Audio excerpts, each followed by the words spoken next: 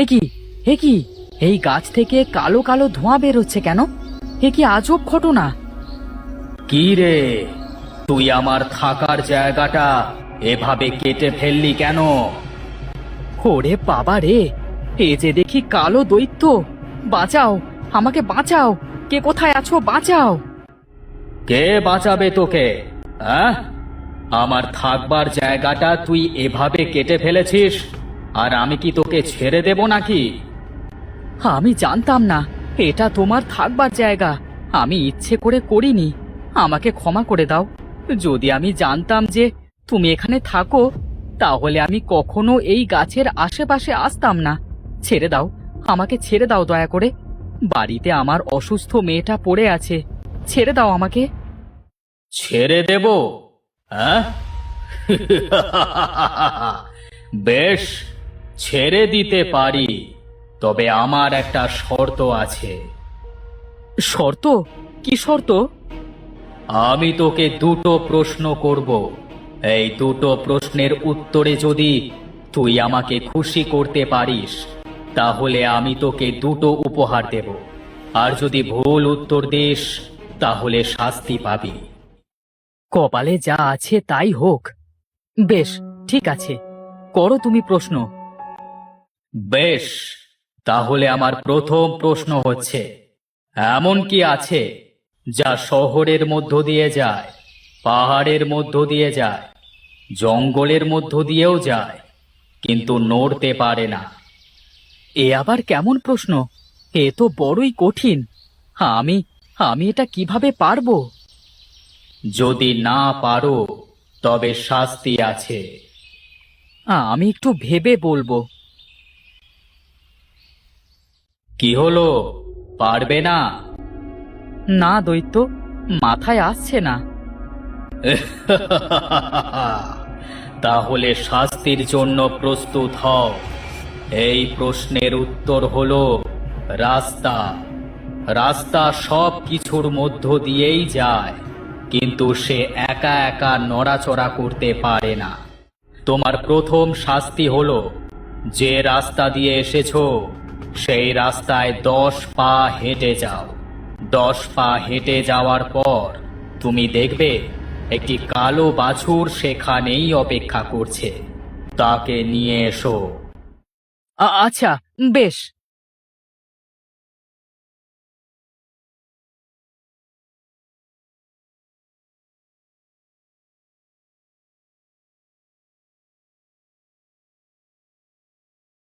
এবার আমার দ্বিতীয় প্রশ্ন শোনো। আমার দ্বিতীয় প্রশ্ন হলো, এমন কি আছে যেটা শুধুমাত্র ওপরের দিকেই ওঠে, নিচের দিকে কখনোই নামে না? হ্যাঁ, এমন কি জিনিস আছে যেটা কখনো নিচে নামে না, শুধু ওপরের দিকেই ওঠে? কি হলো, এবারের প্রশ্নের উত্তরটা পারলে না তো? পেয়েছি পেয়েছি। এমন এক জিনিস যেটা শুধুমাত্র ওপরে ওঠে, কখনো নিচে নামে না। আর তা হলো বয়স। মানুষ হোক কিংবা অন্য কোনো প্রাণী, তাদের বয়স একবার ওপরে উঠলে আর কখনো নিচে নামে না। বেশ, একটি সঠিক উত্তর দিয়েছ। তাহলে আমার কথা অনুযায়ী তুমি একটি পুরস্কার পাবে। যে পথ দিয়ে এসেছো সেই পথ দিয়ে 10 পা পিছিয়ে গেলে দেখবে একটি ছোট্ট সাদা বাছুর তোমার জন্য অপেক্ষা করছে। সেটাকেও নিয়ে এসো।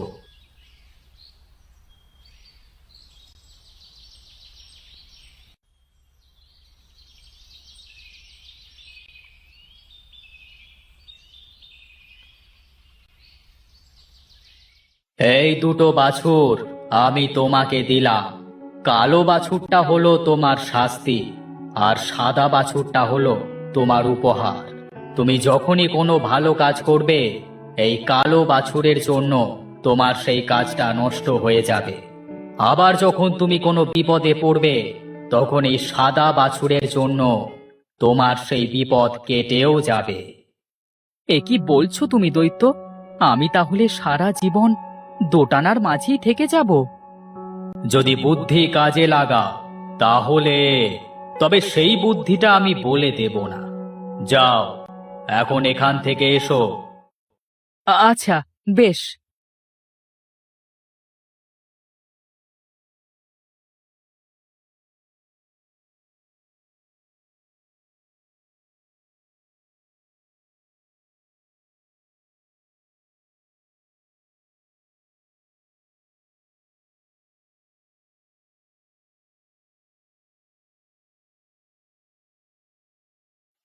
কি রে মা, তোর জ্বর কমলো? একটু সুস্থ লাগছে? হ্যাঁ বাবা, আমার জ্বরটা অনেকটাই কমে গেছে। তুমি কিছু খাবে না বাবা? না রে মা, খিদে নেই। কি হয়েছে বাবা? তোমার মুখটা অত শুকনো কেন লাগছে? খুব বড় বিপদে পড়েছি।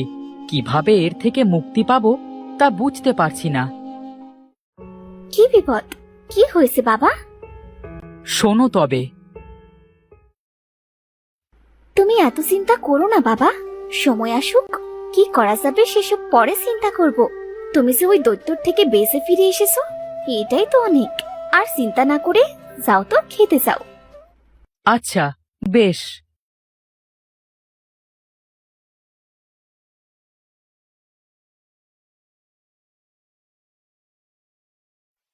কি হে কাঠুরে, বাড়ি আছো নাকি?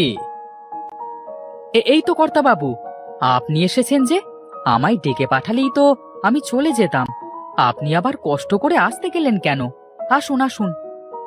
শোনো, আমার মেয়ের বিয়ে সামনের সপ্তাহে। রান্নার জন্য পর্যাপ্ত পরিমাণে কাঠ দরকার। বিয়ের সমস্ত আয়োজনে যত কাঠ প্রয়োজন সব তুমি দেবে কিন্তু। এবার বুঝলে? ও মা, সে তো বিশাল আয়োজন। আপনার মেয়ে বলে কথা।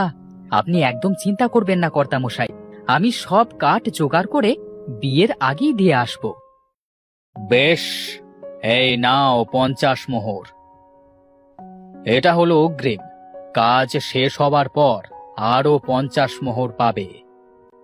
আচ্ছা কর্তা বাবু।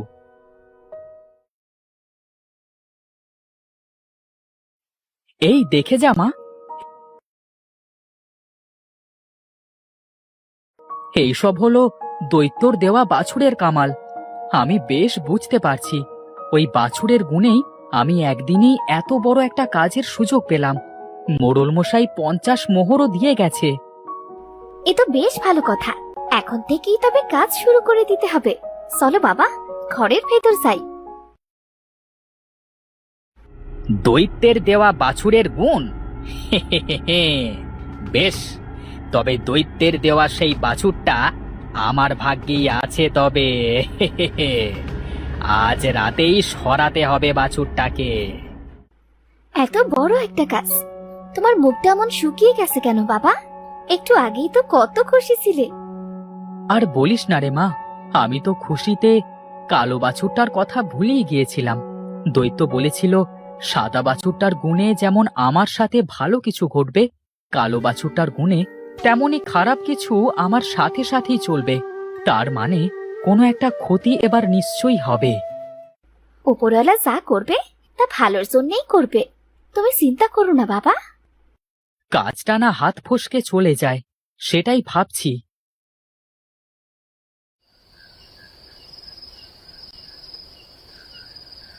কি ব্যাপার, এখানে তো দুটো বাছুর। এর মধ্যে কোনটা দৈত্যের দেওয়া সেটাই তো বুঝতে পারছি না। এক কাজ করি, দুটোই নিয়ে কেটে পড়ি। না না না না, দুটো নেওয়াটা ঠিক হবে না। দুটো নিলে আবার সহজেই ধরা পড়ে যেতে পারি। আমি বরং ভাবি কোনটা দৈত্যের দেওয়া।